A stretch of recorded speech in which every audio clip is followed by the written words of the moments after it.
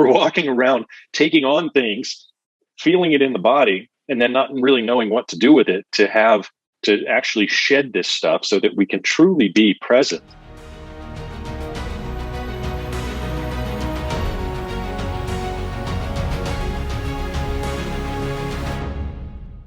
One of the things that I often say in my circles is that a lot of us are always inspired when we go to a conference or we're on YouTube or we listen to a podcast where there's someone that, has had and lived through some severe trauma. And we hear about their story of transformation, which is what we're doing right now. We're listening to your story of transformation to gain the wisdom and the inspiration that, well, I can do it, and here are the ways, that I can take what somebody who was in a more severe condition than I'm in, and actually utilize it to better my circumstance. Because most people, let's be honest, Sam, are dealing with, the challenges of okayness or mediocrity and not having to deal with paralysis. And what we learn from you is, okay, when put in a severe circumstance, you went to these practices and you saw it and you went internal. Okay. And then from there, you were able to transform your life. And I'm curious about this distinction that you learned between the physical trauma and the mind trauma, right? That's very interesting to me. This notion that it isn't actually the mind is making up stories about what happened to the physical body. And I think from our previous conversations, you have a lot to say on that. So can you help us understand the distinction between the physical traumas that we have, that we hold in our body, and then the intellectual or cognitive stories that we make of them? Yeah, absolutely. Yeah, it's a fantastic area of inquiry. So much of what we are thinking is unconscious thinking. I mean, practically all of what we think is unconscious. And we think we know ourselves, but really, do we really?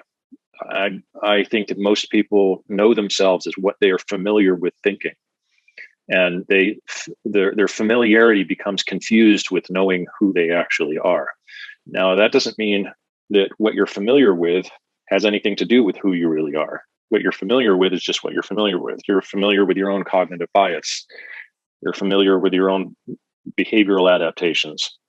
You're familiar with conditioning that comes from, well, again, I guess that would be related to cognitive bias, family and culture and so forth.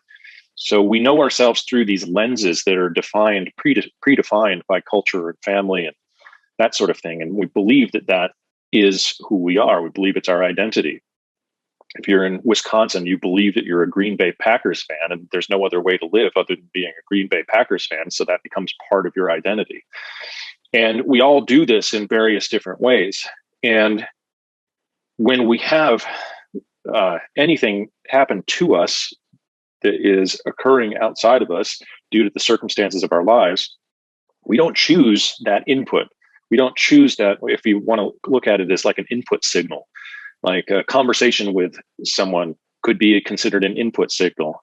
A traffic jam could be considered an input signal. What I mean by input signals is anything that is coming in from our environment and into our awareness that then affects how we feel and how we experience ourselves. So every day we are surrounded by input signals coming from our environment that we don't choose. And then a lot of that stuff, you provided the example of someone dealing with the problem of just kind of not really feeling here nor there and just kind of feeling maybe life is okay, but not exceptional the way that they know that it could be. Well, so much of that is just because there's all sorts of historic input that has reached the body and reached the unconscious that hasn't really ever been truly processed. It's like kind of, if you imagine we're like Velcro and the things that are happening to us are like lint getting stuck to that Velcro. And all these things, it's like all this lint just accumulates around this Velcro. And we never really just tear the lint off and really get down to the raw nature of who we really are at our essence.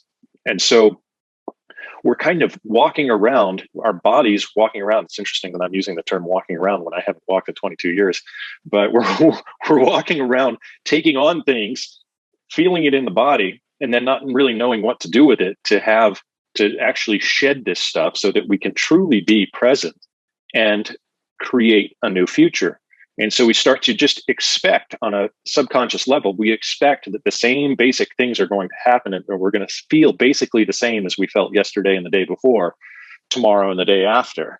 So in the meantime, our minds want to go somewhere else. We tend to have an ambition to grow and evolve and become something new and feel fresh and feel excitement for life. And yet our bodies keep on reminding us of all of these past experiences that haven't fully been processed and seen for what they are. And so we believe those to be inherent to our life experience because we're experiencing that, because we have the experience on the body. So we believe that that's what is always going to follow us around on some level. So that's why, with using the body as a vehicle for the movement of energy helps to bring up and clarify some of these stories that we create, that the mind creates around why we feel a certain way.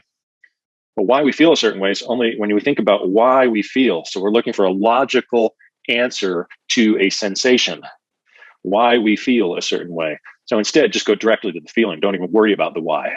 Just go straight into the feeling and then work on releasing the feeling through movement, through breath, through whatever means by which we have to actually release that physical sensation that is holding us in a past experience.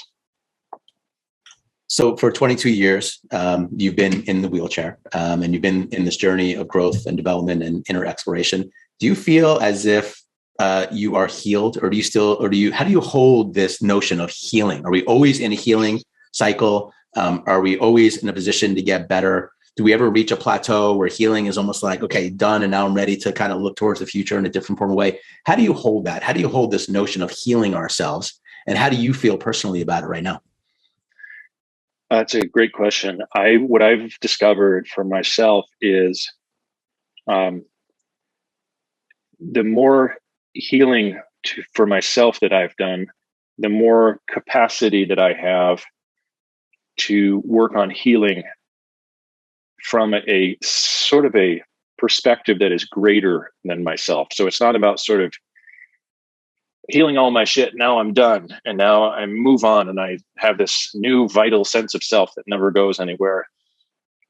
It's not about that at all. It's about how if sort of expanding my capacity to work with energy that needs to be healed. And beyond my own physical individual experience, now I feel so much of what is going on in the world that needs to be healed. It's like I've expanded past my own individual process. It's not that I don't still work through things on an individual level, I do, but I'm including in the individual actual global issues with humanity that need healing. And I'm going, okay, now that's part of my job. Now that I've gotten to a certain level of working with my own individual stuff, now I can actually work with the broader spectrum self, which is the universal consciousness that we all inhabit together on this planet, working with that and including that as something that's part of why I'm here, part of what I have to work with. And if I can heal on an individual level, then I can expand beyond that and go, okay, let me work with a universal issue through, say, a conversation with an individual or a conversation with a group. How can I participate towards a more collective healing and expand beyond the boundaries of my individual self?